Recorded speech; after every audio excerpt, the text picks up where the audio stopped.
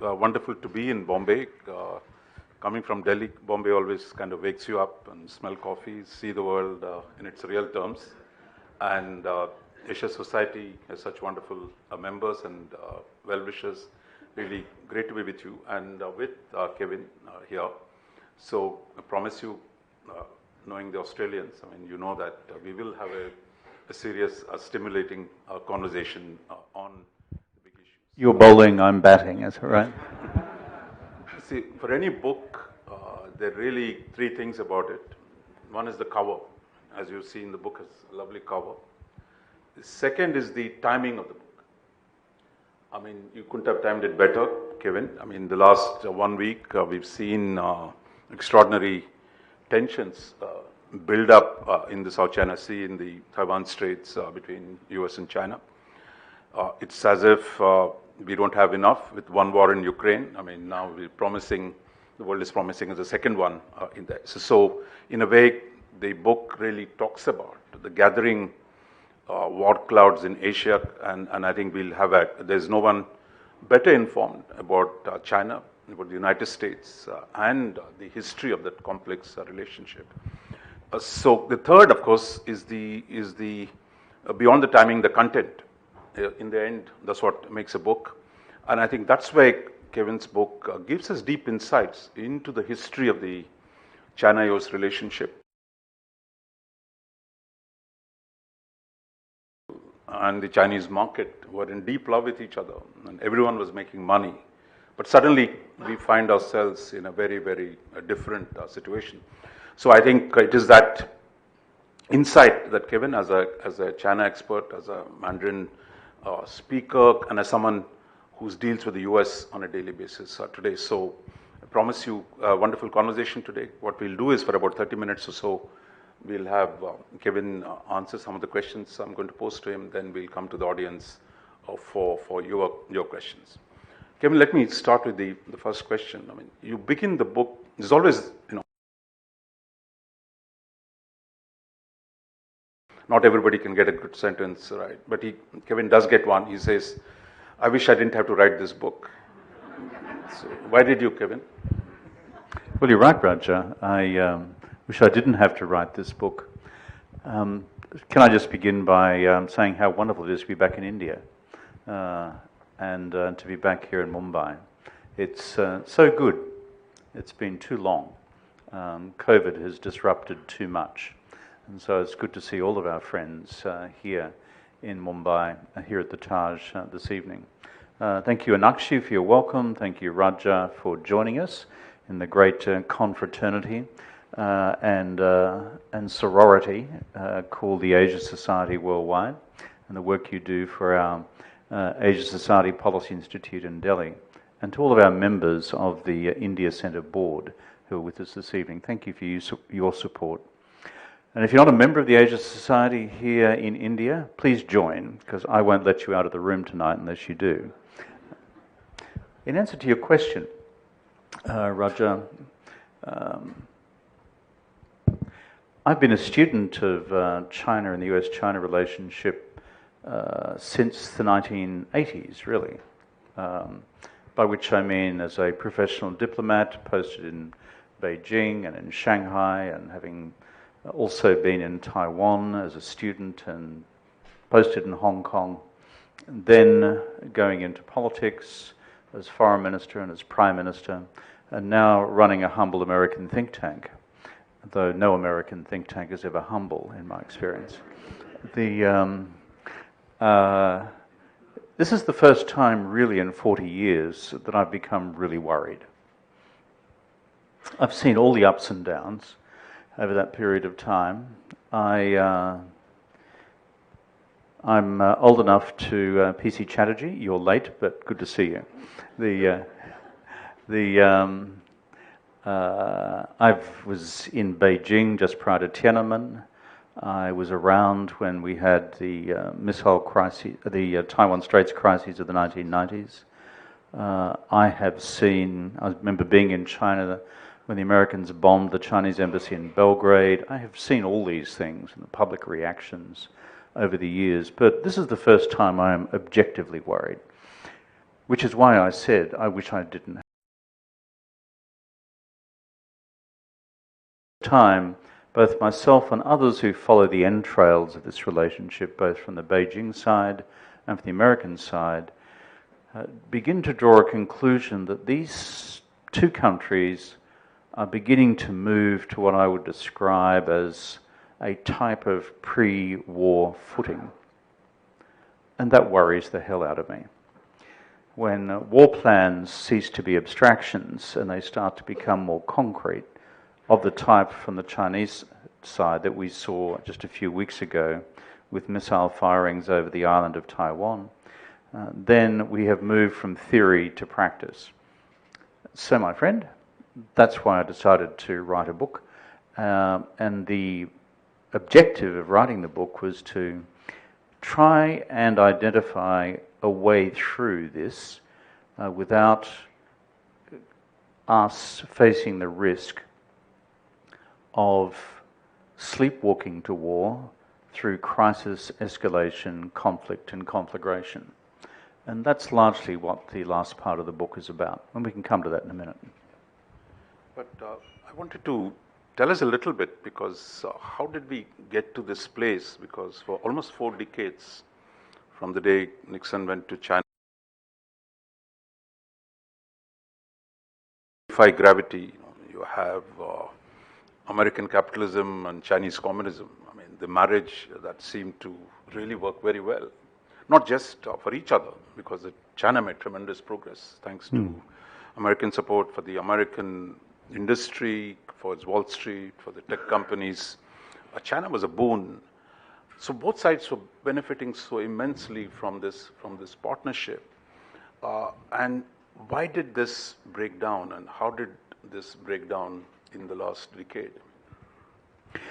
I was having lunch with Henry Kissinger in New York just a few weeks ago. Henry is now the tender age of 99, and so he'll be old enough soon to become a candidate to be President of the United States.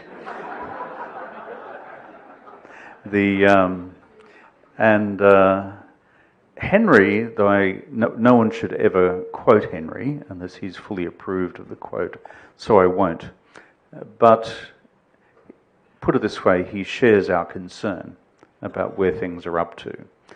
And that is of itself a sobering observation, given that it was 50 years ago this year that he went to Beijing with Richard Milhous Nixon. So what's happened? I think 3 things that I can see has changed the nature of the game. The first is what we're all familiar with who study international relations.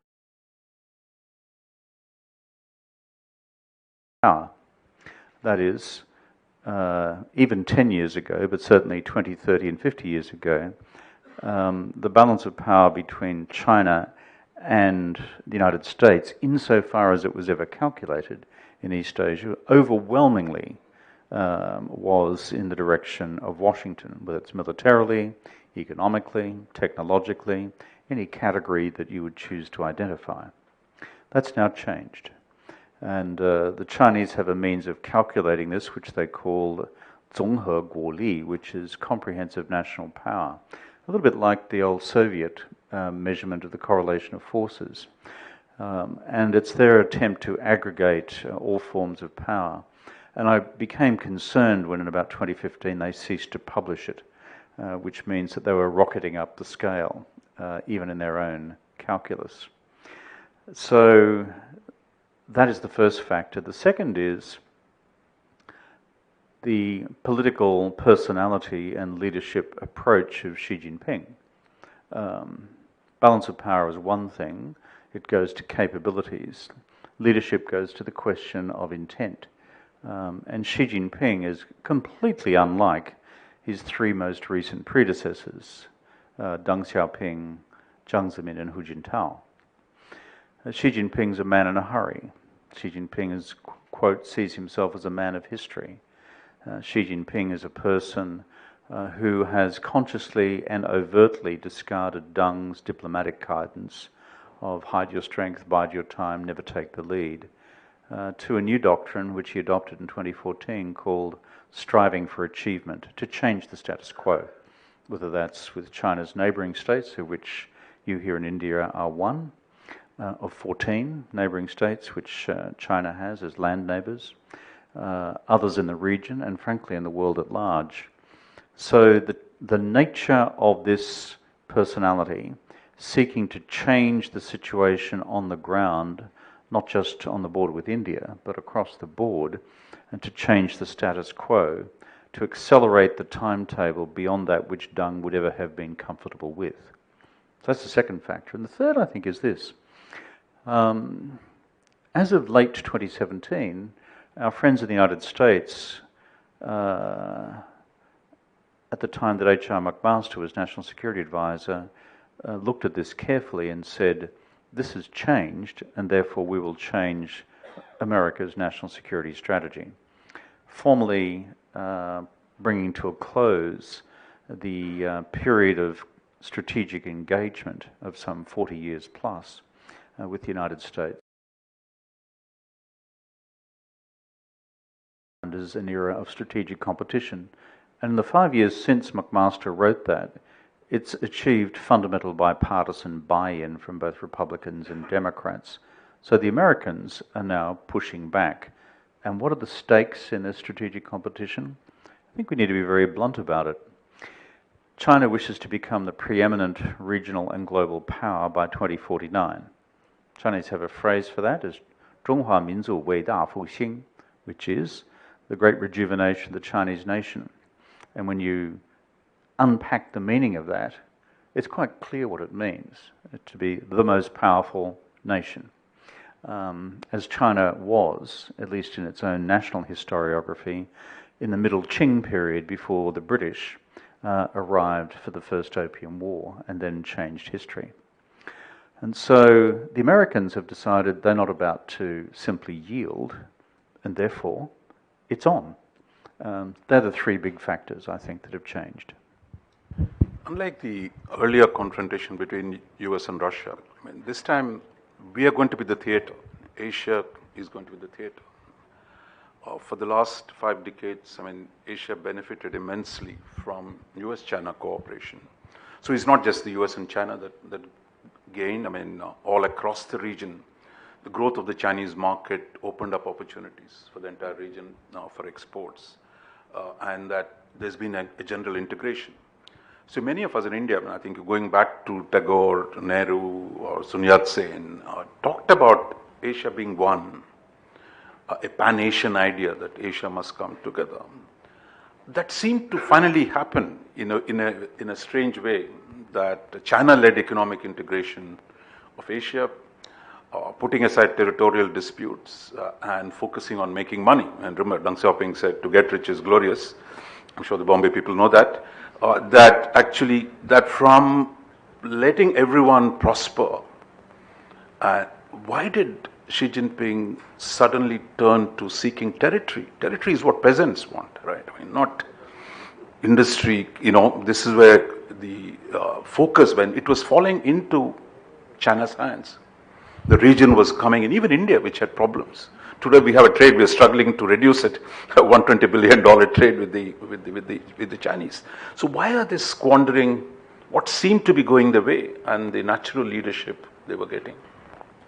And that's a question, Roger, as you know, which a number of Xi Jinping's domestic critics and opponents are in fact asking within China itself.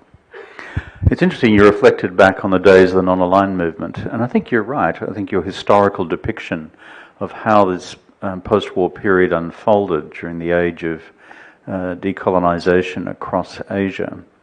You had Pandit Nehru and the non-aligned movement, Bandung and the rest. And frankly, there was a huge swelling of opinion across not just this vast continent, but beyond it as well, as people conceived of a new political possibility. I'm not sure Zhou Enlai saw it in the same terms when he arrived at Bandung, but that's a matter for the historians. We can go back over the record.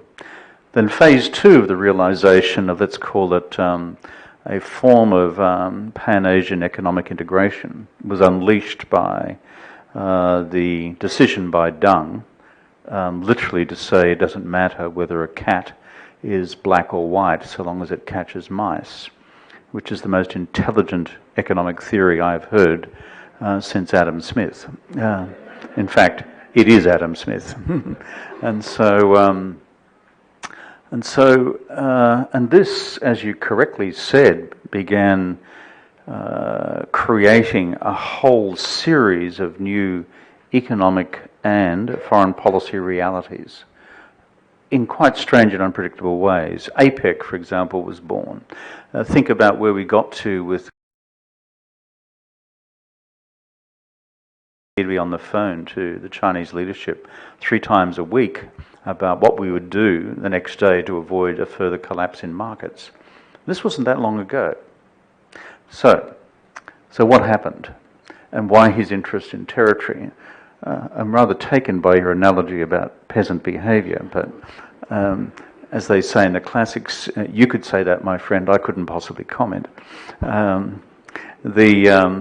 my reflection would be this. It is 2 things at play in Xi Jinping's mind, perhaps 3. One is, for my sins, I become a student of Xi Jinping's ideology. This is where I should make a public confession. I've just finished 4 years of study at Oxford on a DPhil on Xi Jinping's thought. And I would not recommend this to any of you. Okay. I've just graduated, by the way. So, and to which my wife said, "Thank God." But the funny thing when you read this stuff is that the Communist Party, I'm sure you found in this study of the Communist Party of India over the years, the question of ideology and the question of dialectics, the question of dialectical materialism and historical materialism, and the essential intellectual tools of a Marxist frame of history mean something within the communist tradition. They mean a lot to Xi Jinping. And the more you read of his fundamental ideological framing has a view that China's time has arrived, that it is advancing along its socialist path of progress and development, and that China is becoming this new vehicle for bringing about progressive outcomes for the world, not just at home. And this is alive in the texts, by the way. I'm not manufacturing these remarks. Unfortunately, I've read this stuff. If you want a good text, I think I've told you this, Roger, before, there's a stunning speech which Xi Jinping gave in 2018 on the 200th anniversary of the birth of Karl Marx, which is a remarkable insight into his view of 21st century global Marxism. It's worth a read. Okay, so part of my reason for being a little lengthy in response to this is that there is an ideological reset in China.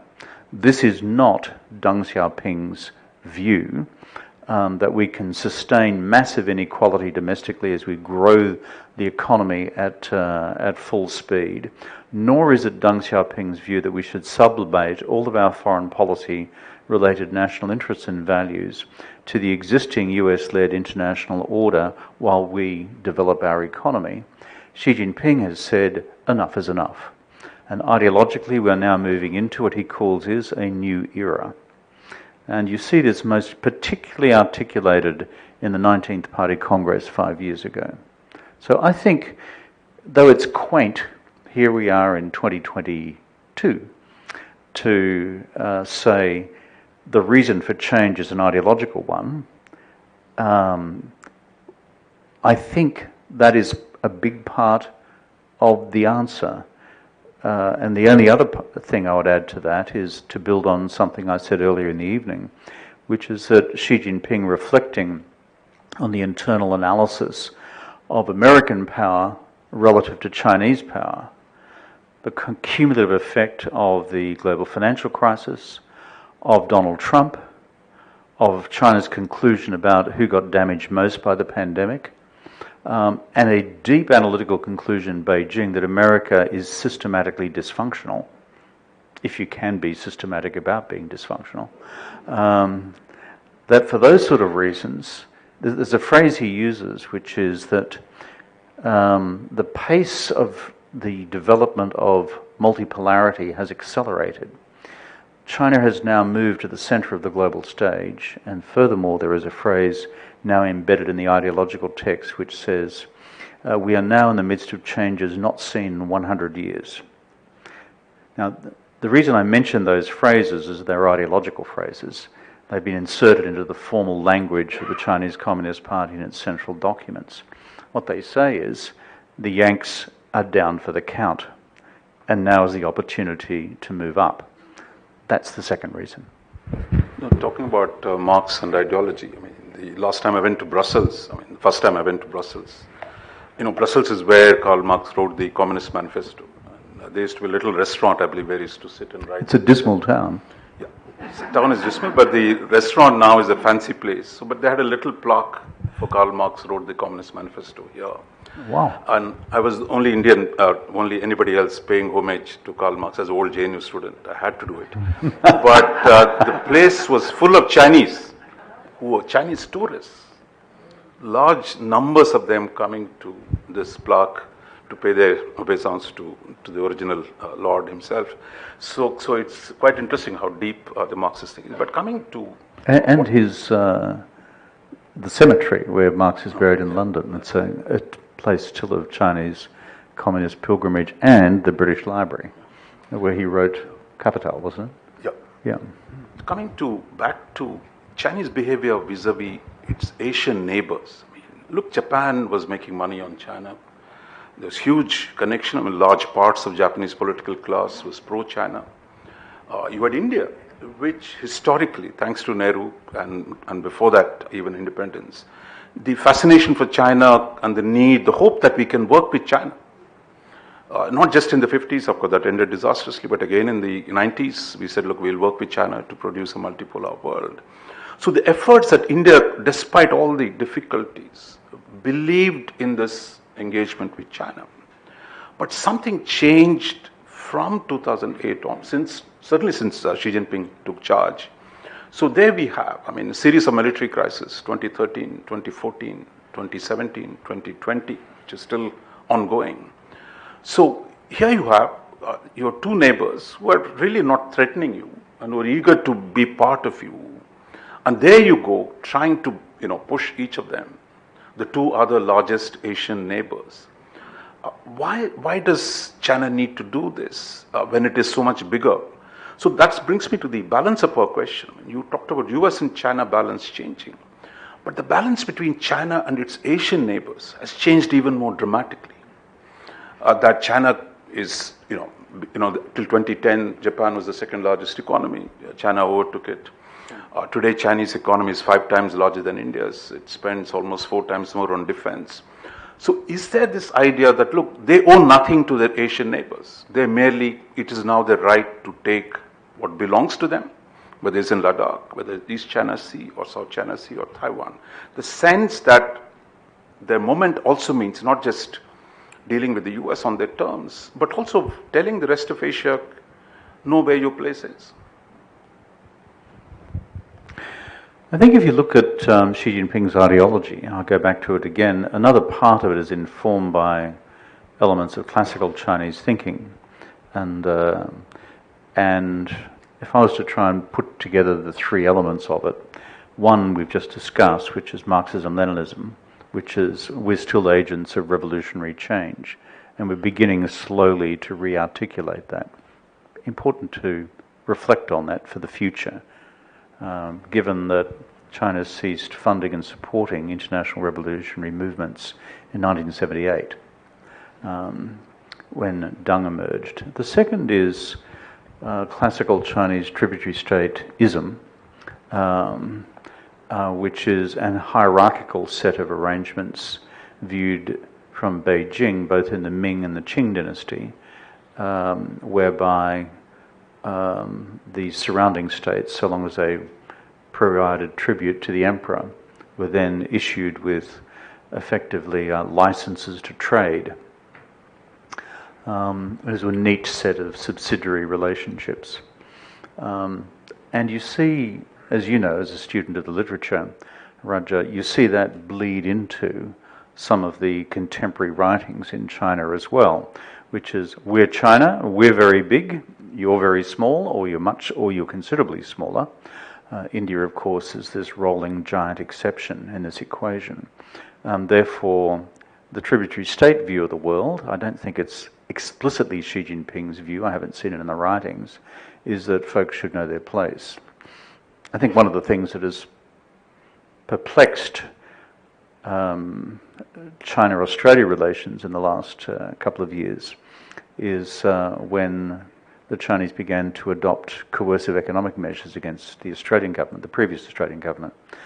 And then the response to that from Canberra on a bipartisan basis, and it takes a lot to get both sides of politics in Australia to agree on anything, was to say, you're telling us to do what?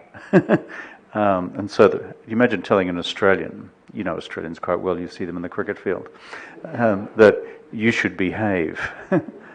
Imagine an Australian being told you should behave by Beijing. Just doesn't really work, does it? So, like telling Shane Warne you should behave, you know, God rest his soul. It doesn't quite work that way. And so, but I think a Chinese scholar said something to me not long ago about why Beijing took particular exception to Canberra. It was along these lines. Is that Japan and India are much bigger powers. You can understand them having their own sense of history and place. Australia is not. You're a bunch of British criminal rejects. What on earth are you doing? You're upsetting our moral universe here of above and below. So I think there's a bit of that. I think the last thing, though, I'd say is to try and explain the behaviour, which I think is the essence of your question, Roger, is I think there is a real problem in the way in which ideological directions in Beijing from the leader are then interpreted by all the machinery of the Chinese state, either diplomatic or military. And that when, in 2014, Xi Jinping said, we are now striving for achievement, 分发有为, 4 characters. And everyone said, okay, that's great, off we go. And then if you want to look for about the time when wolf warrior diplomacy got going, it was around about then. It sort of was a slow trajectory and takeoff, but it began around about that time. And if you start to look at the military behaviours elsewhere, they also began to assume these dimensions as well. Of course, Senkaku Diaoyudao with the Japanese was earlier in 2012. But here you've had a series of incidents, and of course the South China Sea really took off with island reclamation. So the normal cautious diplomatic hands in the Chinese establishment have been pushed to one side, and this central and much more acute direction from the leader, which is go out there, strive for achievement, and change the status quo. That is now the direction which commanders and senior diplomats here around the world, and they give effect to it because they know you're not going to get punished for overreach. You could get punished for underreach. Now, tell me, I mean, the Chinese keep, they're so self-referential. I mean, they've had the century of humiliation. They are the great nation, great nationalism. Hardip Puri has this great line about the century of humiliation. Yep. You know, Hardip, one of your ministers here. I've known Hardip for years. Hardip said to me, a century of humiliation. What would the Chinese be like if they were like us in India with 2 centuries of humiliation at the hands of the British? It would just be impossible. So Hardip had a great line. It left the Chinese basically silenced in their seat. But India was also part of China's humiliation, as you know, that the Indian army was very much in China during the Opium Wars. But that's another day, we'll talk about it. But at this point, I mean, the idea that China is the only sense of grievance. I mean, India is as nationalist as China is. We are a new nation. We are also intensely nationalist. And India could throw 60,000 troops. They're at 14,000 feet in Ladakh for the 2nd winter running. And now we're going to soon be in the 3rd winter. This idea that others would simply, especially your Asian neighbors who are equally nationalist, that they would simply accept the Chinese claim for hegemony. I mean, that seems, so stupid, in a strategic sense, that you would simply take on all your neighbors, that because you think you're entitled, but India is building itself up, moved closer to the US and Australia and Japan, something which you would have said India would have never done. The great non-aligned India is part of the Quad. We continue to sit in the BRICS, but the real stuff happens in the Quad. So India has changed, and India would not have changed but for the Chinese actions under Xi Jinping 2017 and 2020. So where do you see this, and you were part of the Quad, when Quad happened, you were the Prime Minister. So this new coalition that has come, it is gaining traction under Biden. So where do you see this coalition going, and how much capacity they have to push back collectively against China? You used a very important word before, which was self-referential, about China's own strategic calculus. It may be the hazard of being an ancient and continuing civilization of 4,000 years that there's so much literature to draw upon from your own classical tradition that there is little reference beyond it. But I think because the national script about humiliation has been promulgated, repeated and accepted, and that there is no question mark in the mind of the body politic that, quote, this is ours, that this self-referential analysis also leads to the sorts of behaviours which we see. Whereas you and I, if we were thinking about this rationally, would say, why on earth would you take on India, Japan and Australia at the same time? An interesting little pause point, by the way, and you will have observed this carefully as well, was around about 2018-19, when you could see a light bulb go on in Beijing saying, this is not wise. And about that time, you will see certainly in treaties to the Japanese, Abe travelling to Beijing, Xi Jinping planning to head to Tokyo, though it was never realised because of COVID. Then you had parallel initiatives here, without going into the detail of it, and even, despite the problems with the Australia relationship, which were beginning to emerge at that time, an indication, because this is pre-COVID, an indication that it was an opportunity for a restart with Canberra as well. That lasted for about 3 months, maybe 6, and then died. So I simply note that parenthetically, that someone flipped a light bulb on in Beijing, and then someone turned the light out again. So I just note that in the margins. On the Quad, I wrote a piece for our institution, the Asia Society, on this, I think last year from memory, maybe early this year, I can't remember, on China's reaction to the Quad. So I decided for my own education to start tracing all the statements and behavioural responses to Biden's decision to elevate the Quad to summit level. It's quite interesting. First Chinese reaction was, it just won't work. They all have too many disagreements with each other. Japanese worldview, Indian worldview, Australian worldview, these are all, vaguely intersecting sets of interests, but the sum of the differences don't add up to the sum of the commonalities. Then, as the meetings began to advance, the second wave of Chinese response was to the classic one, which is to attack it as Cold War mentality, 101, 102, 103, and that kept up going for a long time.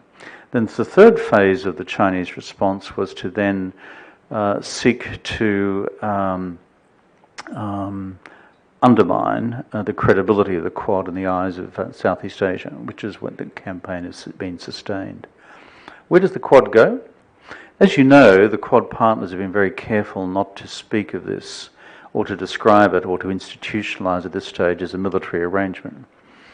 From time to time it's referred to as a strategic arrangement, and but I think, knowing some of the players involved in the planning for this, I think the view in the four capitals is that this can be calibrated up and out in breadth and depth in response to China's unfolding behaviour. So what's happened so far? You've seen a series of summit meetings at a political level. You've seen a level of foreign policy collaboration and coordination. You have seen IPEF, for example, the Indo-Pacific Economic Framework. You've seen a range of other initiatives as well.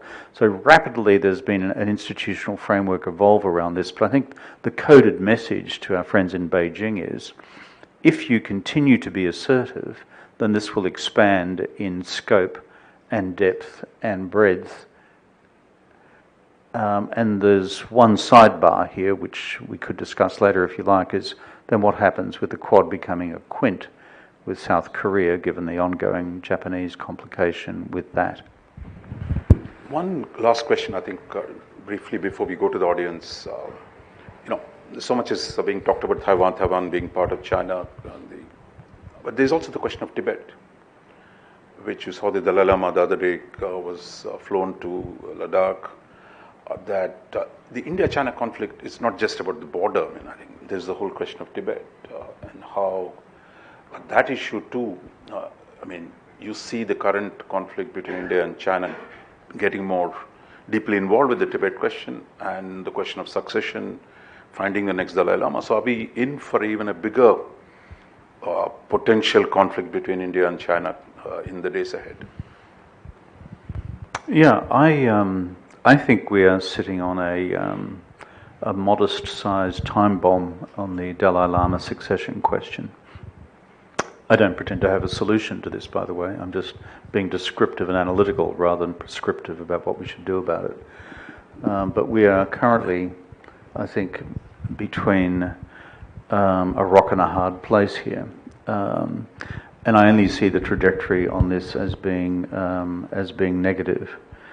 Given that we have seen the full manifestation of Xi Jinping's administration's view of anything approaching ethnic disharmony in Xinjiang, if we were to see an eruption in Tibet following the death of the Dalai over the question of the succession, I think we are in for an extraordinary set of developments. I think that's somber note. Maybe we'll go to the audience. I think a number of people would want to ask questions. So what I would suggest is please introduce yourself briefly. And I know all of you are very smart enough to give very sharp and short questions so that we can take a lot more. Sir. Raja, thank you. Sunil Mehta. You've spoken a lot about the Chinese foreign policy and sort of covered all aspects relating to that. What would be quite useful is to understand what is happening within China. There's only one name that you named in this entire discourse, is the leadership there. There does not seem to be anything that is sort of emerging like we have in a vibrant democracy in India, Australia, America. Other voices that come out. Is till 2049, when he wants to become the largest superpower in the world, isn't there anything within that country which another 1.35 billion people there have a voice or a say? Or is this a bunch of robos that are sort of following one leader?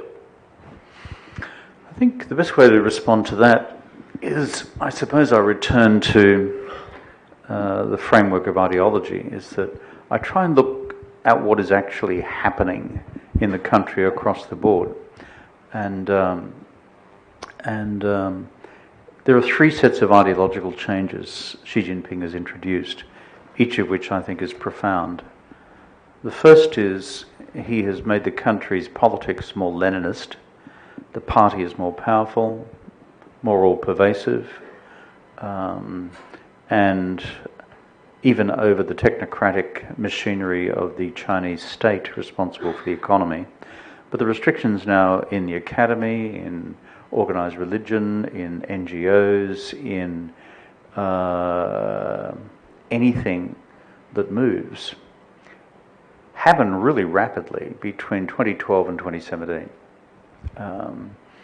And it began with Xi Jinping's pronouncement in 2013 in what subsequently was leaked. The only Xi Jinping speech that's been leaked, 2013, and subsequently described as document number 9, where he said that the reason the Soviet Union fell was because it lost ideological control within the party.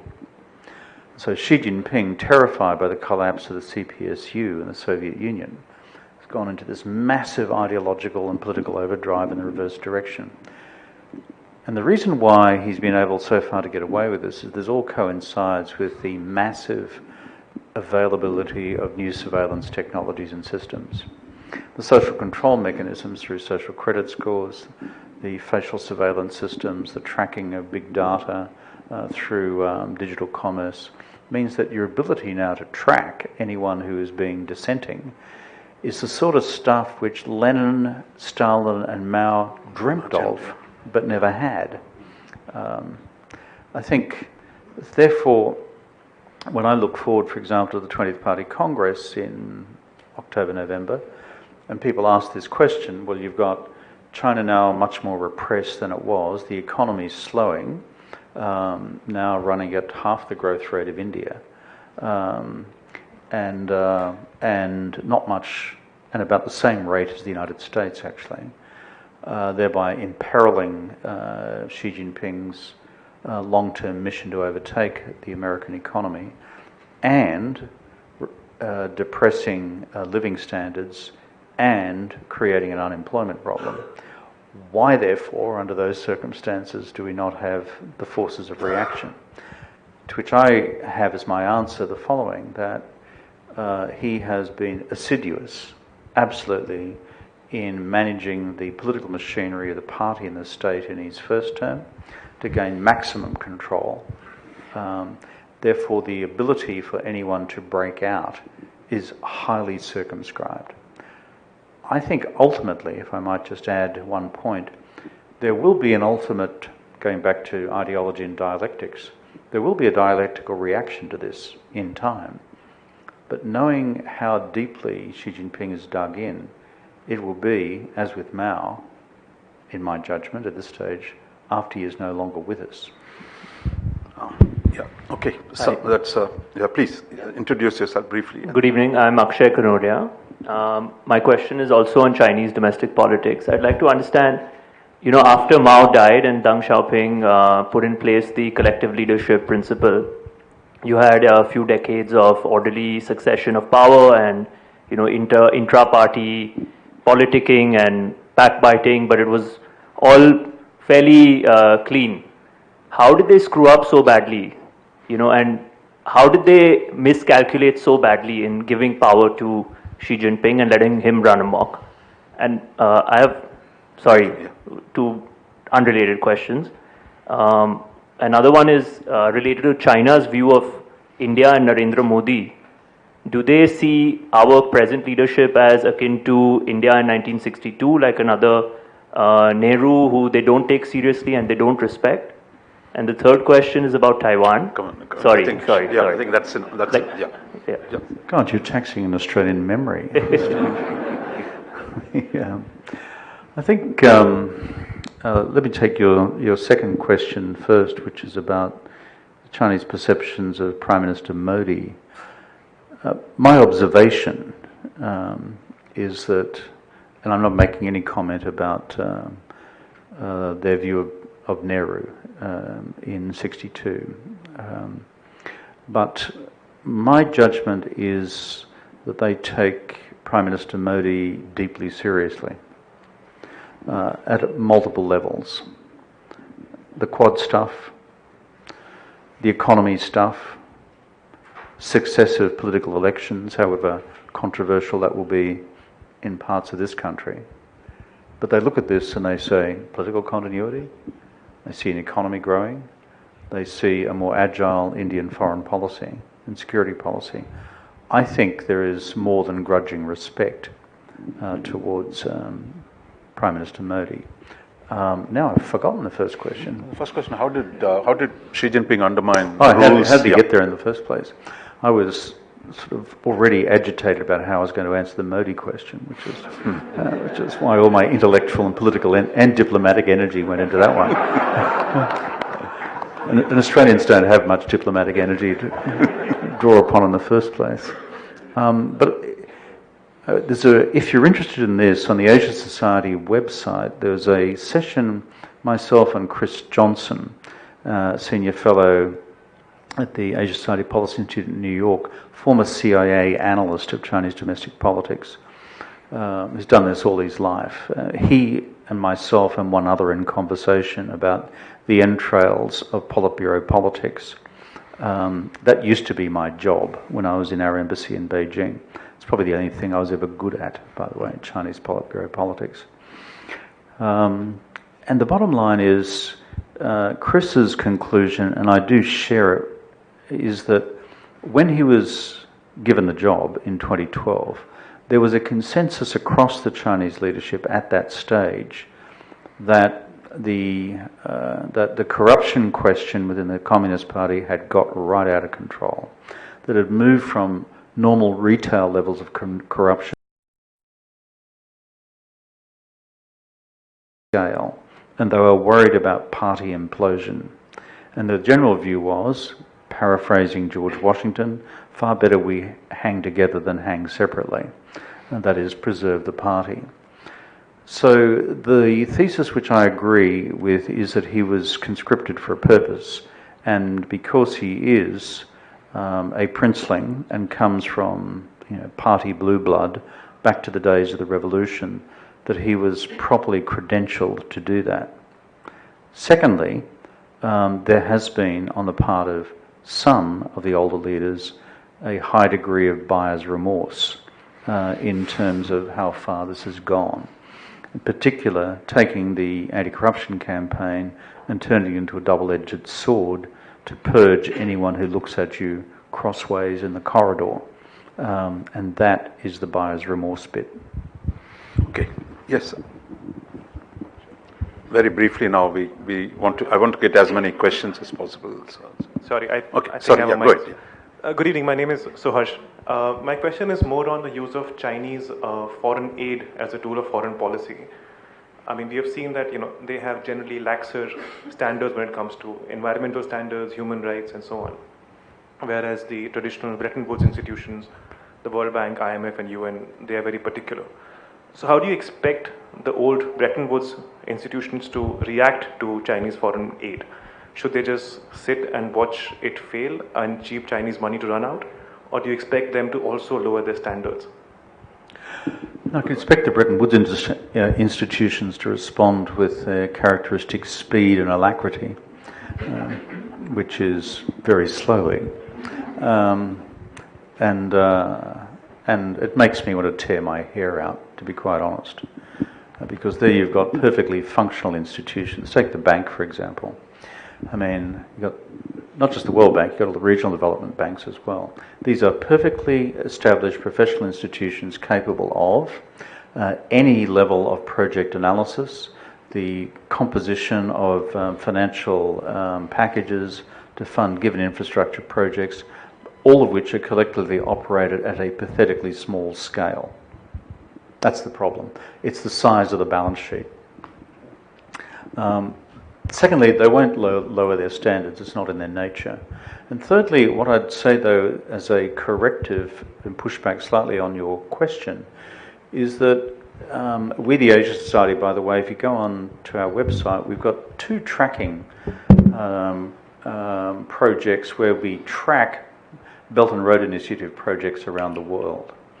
And it's quite interesting when you start to see 2 things unfold. One is partial pushback, not complete pushback, partial pushback, because of labour standards, environmental standards, and other standards, including corruption, and created as a consequence of this.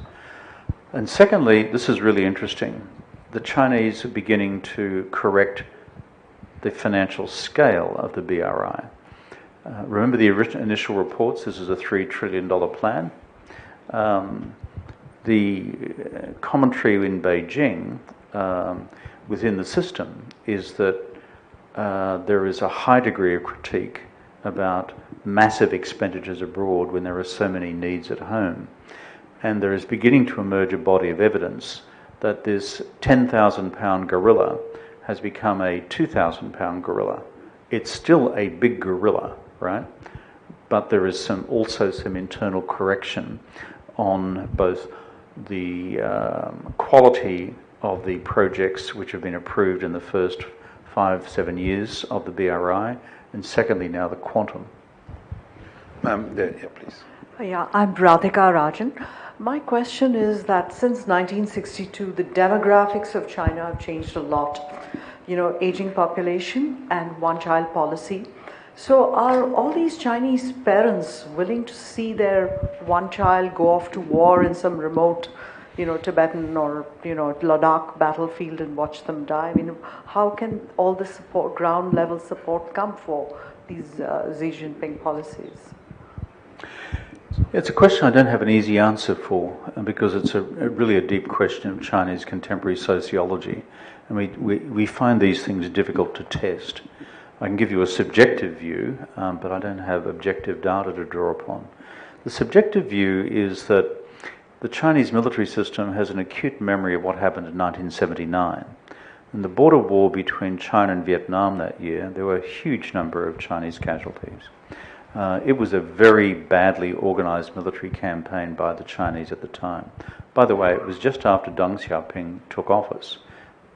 Interesting how someone can suffer virtually a military humiliation but still survive quite handsomely politically for a long period to come. Just freeze frame that idea for the moment. But the playback mechanisms into the Chinese system was parents, and one-child policy was being launched about this time in the late 70s, were outraged at the loss of so many Chinese troops at the time. So I think this is a real factor. But there's one second point I want to add, and I'm writing something on this at the moment, which is based on some evidence, but a lot of theory, which is Xi Jinping places enormous store on the emergence of the new nationalist generation of young Chinese. That is, the generation who have come of age since he has been appointed a decade ago. That's basically some kids under 30. Now, this is the period in which America has lost its luster in Chinese public consumption, largely because of the Trump phenomenon, and in part because of American military excess in a series of Middle Eastern wars which didn't turn out well. I think Iraq, think Syria, and think of the appalling capitulation in Kabul. So the normal reflex reaction of Chinese young people growing up, which is, I'm studying abroad, I'm having a taste of the democratic world, the free world, this is altering my views, why are we going to war over a bit of territory? Xi Jinping is smart enough to understand that has been the general mindset of a previous generation who studied abroad and had a lot of experience of the outside world. But he is now seeing the rise of this uber-nationalist generation. And there's a quote from Yan Xuetong, professor of international relations at Tsinghua University. A really interesting quote where he's on the record saying that the kids he teaches, we call it the millennials he's teaching, worry the hell out of him because they are so sinocentric and so lacking in questions about the validity of any other worldview. Now, he's the professor of IR at China's #1 or #2 elite university. So that's the militating factor I would leave with you. One of the campaigns going on is to eradicate the feminine tendencies among men. So that is part of, stiffening the spine. There's a question this side.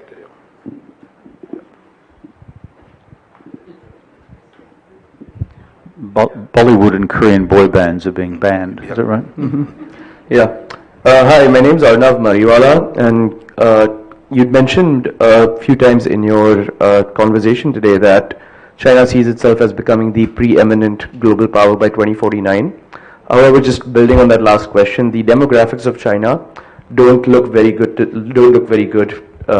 When you look at 2049. The population is declining. It's going to be aging as well. I'm just curious, how you see that factoring into both Xi's policies today and how things might pan out in the future when you have a aggressive China without the population base to necessarily sustain that. You raise, I think, one of the most important questions of the evening, which is what is China's medium-term economic prognosis? Three sets of factors come into play here.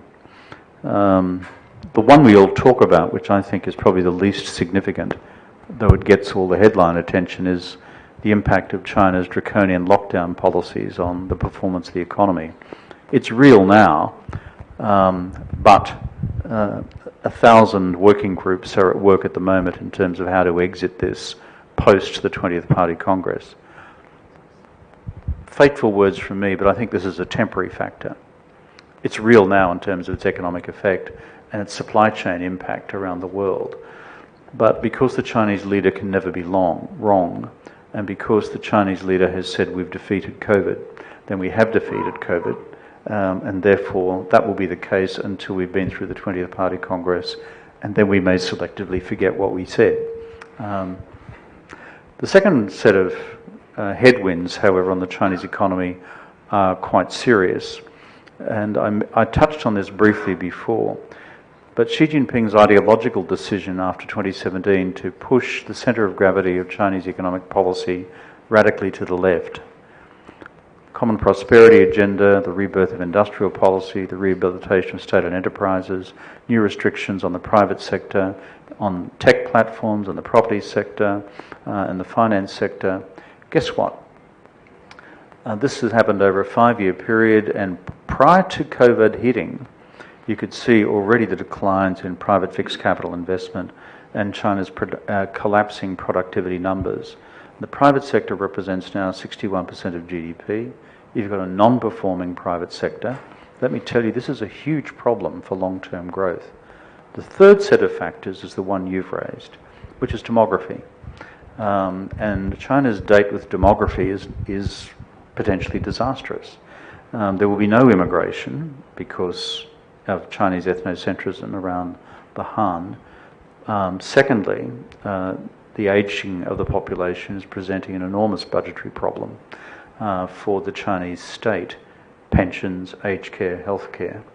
And thirdly, you've had since 2014 a shrinking workforce in advance of a shrinking of the population, which begins to shrink, I think, in absolute numbers sometime in the next couple of years. Put all those things together, what does it mean? As I was taught when I was Prime Minister of Australia by the Secretary of the Treasury, Ken Henry, Kevin, there are three things which drive economic growth. One is the 3 Ps: population, workforce participation, and productivity. And in China's case, it is bad, bad, and bad. So this raises a profound analytical question for all of us here as we look out to mid-century. Does Xi Jinping course correct on the economy even though he can't course correct on demography? The sex strike in China is fascinating to watch. The Chinese women have concluded they're just not having more kids. It's 1.16 is the natural birth rate at the moment, despite the relaxation of all party limits now on the one-child policy. So you can't correct demography. So what can you fix? Well, you could correct workforce participation if you genuinely dealt with gender discrimination in China and universalised effective childcare for the country. No evidence of that happening. And so where does that leave you? Productivity, that can only happen with a massive shift back towards the market and away from the state. In the economic policy settings we've seen Xi Jinping roll out ideologically over the last 5 years. So the thing I'm looking for most at the 20th Party Congress is this: does Xi Jinping engineer a deep ideological course correction on the economy in order to restore growth, restore productivity growth, fueling growth, and thereby keep China on track to surpass the United States to meet his geopolitical objective, which is to become the preeminent power? So I'm going to be reading the ideological texts come the conference to see whether that's the case. At present, my hunch is it'll be at best contested and unclear, and we're probably therefore going to look at a period of muddling through rather than Xi Jinping saying, I was wrong. What's that mean in quantitative terms? There are two sets of studies out on this already. It may mean Chinese growth in the 2020s is not 5 or 6%, it may be 3 or 4% on average. In the 2030s, it may not be 4 or 5%, as historically assumed, it may be 2 or 3% or 2%. That being the case, the quantitative studies indicate that by 2049, or by the 2040s, I should say, that China is either just slightly smaller than the US economy or not much bigger, as opposed to 2 times large, 3 times larger, 4 times larger, which has been our assumption up until now. That's why it's the most important question of the evening. Still an open one. Thank you. I think we are beginning to run out of time. Just one question. I'm going to take maybe just a couple of questions. There's someone who's got the microphone at the back. And then I'll come to you. We'll take the 2-3 questions together. Then we close. May I? So make it brief. Yes, very brief. So my name is Nitin Goyal. I would like to draw your attention to the India-China border. So what you haven't spoken about the third Asian in the room, the Russia.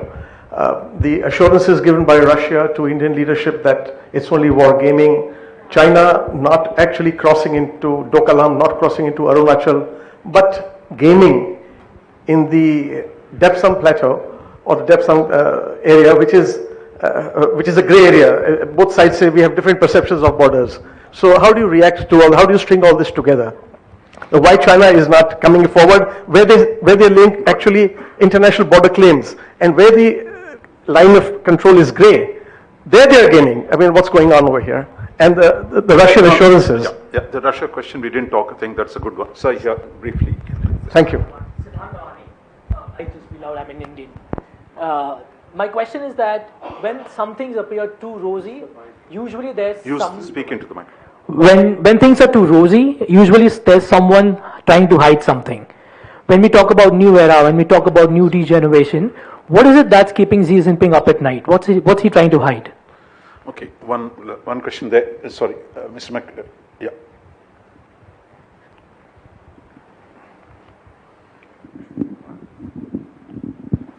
So you wanted to answer the question? No, here, Rohan here, the gentleman with the tie. Yeah.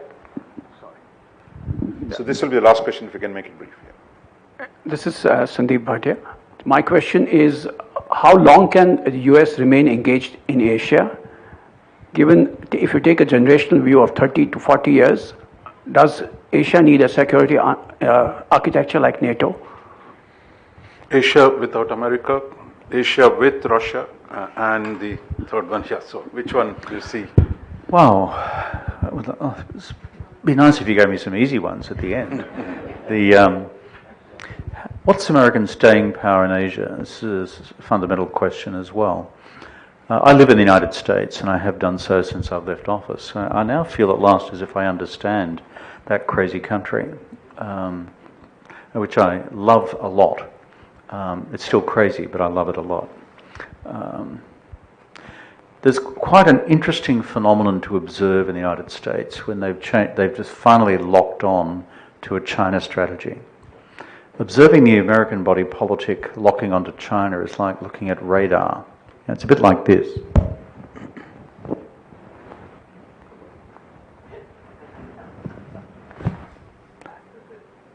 And when they lock on, it's a fascinating thing to watch. They really do lock on.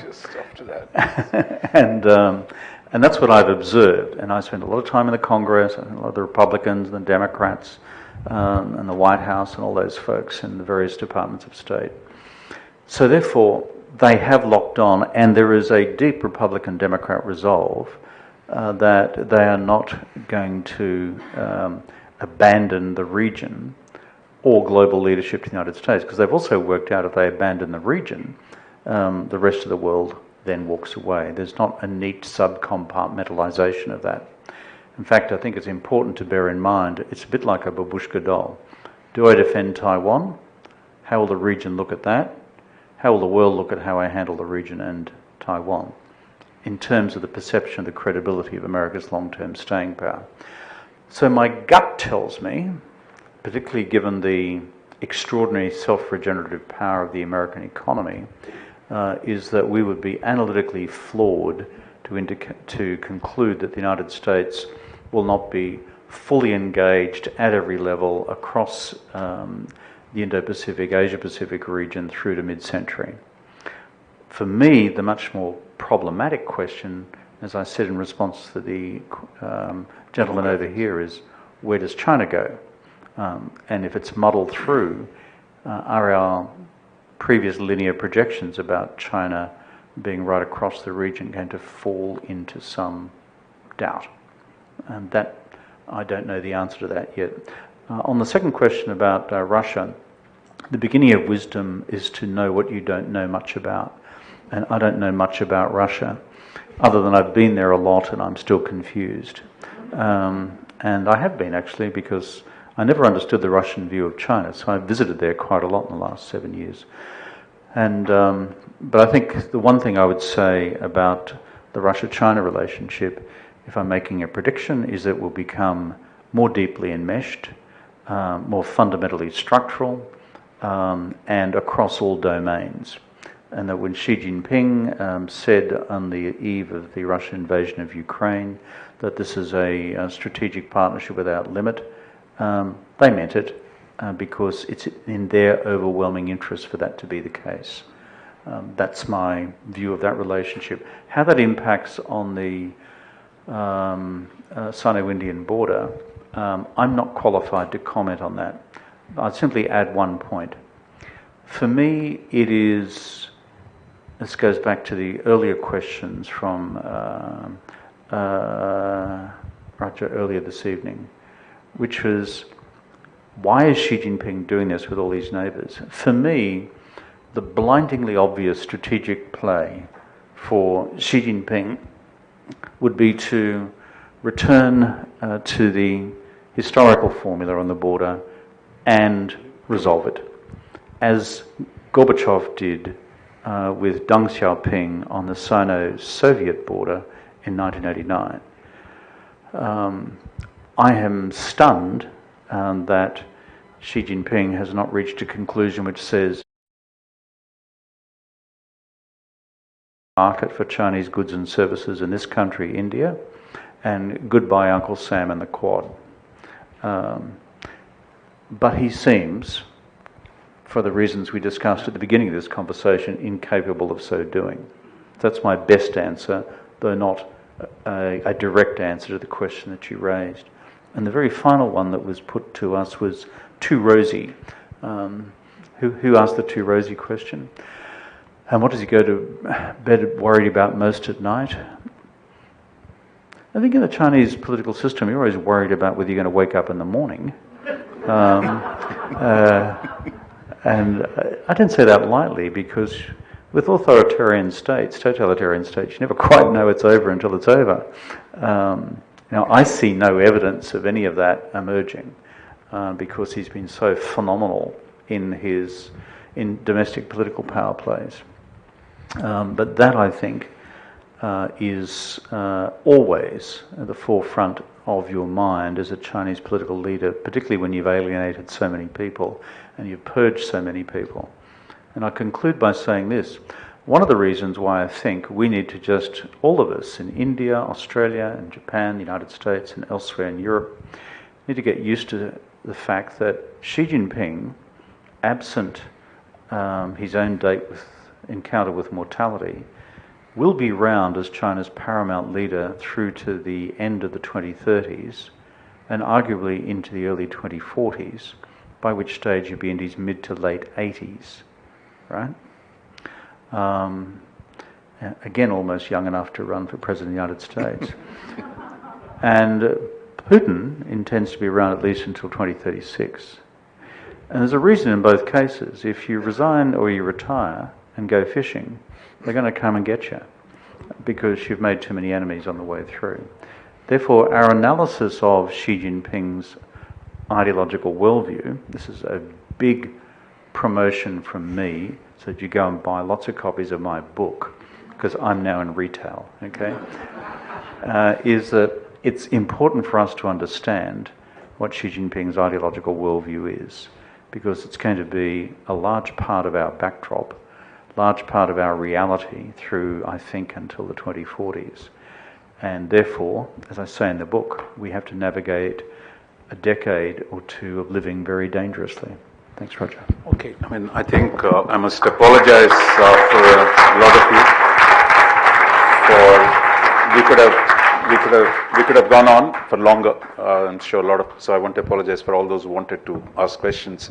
But I thought, in conclusion, just a couple of thoughts. I mean, I think the last note he said, for India too, I think China is going to be the principal question, not just for geopolitical types like me, or for our Indian army or the military, but on the economic side, on the commercial side. We're out of RCEP. We are every sphere of technology. I think the China question is going to be a generational challenge for India and for the Indians for the coming decades. And I think what you told us today, and I think is partly preparing for that big question. Second, I think as Asia society, I think it's, while the Chinese celebrate China's moment, what we need to celebrate is actually Asia's centrality in shaping global politics today. The long period of the colonial age and later in the Cold War, it was European politics that drove the rest of the world. But today, what happens in Asia, or the Indo-Pacific, if you will, is what is going to shape not just what happens in Asia, but in Europe, but in the larger global institutions, because you have US, China, Japan, and India are one of the largest economies, and how they're going to relate to each other is going to have a powerful impact on the world. So for us, looking forward, I mean, I think those of us who work at the Asia Society and the policy outfit there as well, that tracking China, tracking Asia, and looking at these dynamic interactions, not just at the geopolitical level, at the level of technology, at the level of business, these, I think, are going to be some of our major priorities. And we hope, under the leadership of Kevin, that we will be able to bring more of insights to all of you in India on this extraordinary transformation that is unfolding around us, and that we will be able to engage with you even more detail. But one more time, maybe you can put your hands together. Okay.